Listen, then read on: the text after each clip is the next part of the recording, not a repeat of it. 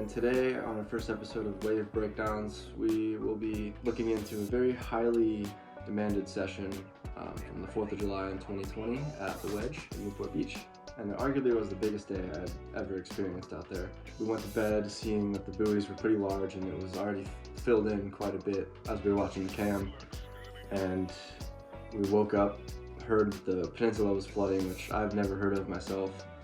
So we had a pretty good idea of how big it was. So we woke up pretty early, like 4:30, and drove our way up to Newport and got there in the dark. It was still COVID times, so we weren't really sure how long we were going to be able to surf for, which was part of the reason why we went so early. We showed up like fully in the dark. Me and Tanner basically paddled out in the dark, so we couldn't really see how big it was until it got a little lighter outside. But yeah, we got out there, and first set that came in was pretty large. I definitely was not expecting it to be that big, but having it just be us two out there was pretty crazy. As the sun started coming up, we had the opportunity to get a couple waves before the main big crowd came out, and nothing really special until about halfway through the session, when I'm going to break down a wave that a lot of people have seen and a lot of people want to know how I did it. So yeah, I was kind of just sitting on the inside of everyone this day, just because when it's so big, you can get the super big ones that come in and kind of clean everyone up, or you can sit on the inside and scrap the smaller ones for the day. So I was kind of doing that. That was my plan and Tanner's plan as well, so we were kind of just trading off. But yeah, this one wave luckily came right to me, and I don't quite remember it you know, as well as you would hope, but I just remember kind of it rolling all the way through the whole lineup, and luckily I was just inside to basically just tap into it. So yeah, I paddled into it, and right about here was where I started holding my line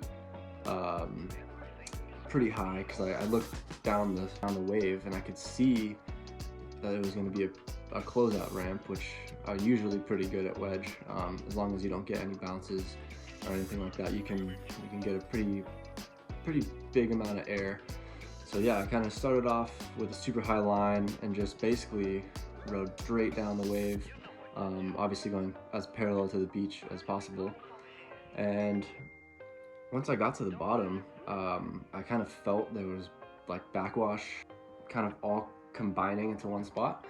And right about here was where I realized that. So I bottom turned just after the water photographer, and as I started going up, I could feel all the energy kind of just compressing into one spot. And luckily I just hit it at the perfect time and had the perfect basically throw out from the backwash and the closeout all combining. So I hit it, and as I hit it, I didn't really think I was gonna go that high.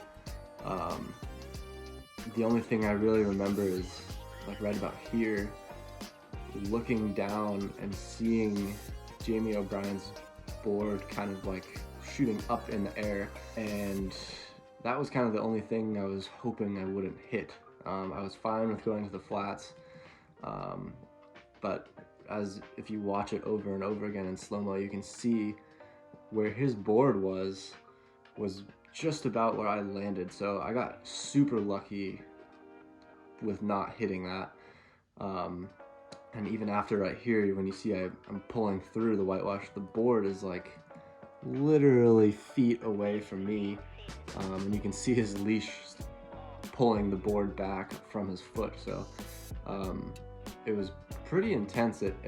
It's more intense looking at it now than it was in the moment, because obviously there's just so much going on, and that's not really what you're thinking about at all. So yeah, I just kept holding on, because obviously you want to land the maneuvers that you do. So I kept holding on, and as you can see, I'm like struggling to get through the whitewash, and just somehow got spit out basically in front, just as I'm washing up on the beach. And you can see I'm pretty amped. I slapped my board on the ground and ran back to the jetty to hop back out. But yeah, I didn't really realize how big it was until I got to the beach and talked to Alex, who had filmed this clip. The first thing he said was, "How was the biggest ramp of your life?" I don't know, I was kind of just delusional at that point and just full of adrenaline, so I didn't really understand what he was saying until he showed me the clip, and I was like, wow, like, That was so much bigger than I had expected.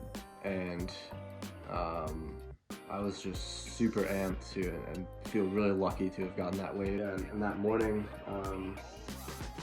I put it up on Instagram and it blew up pretty well.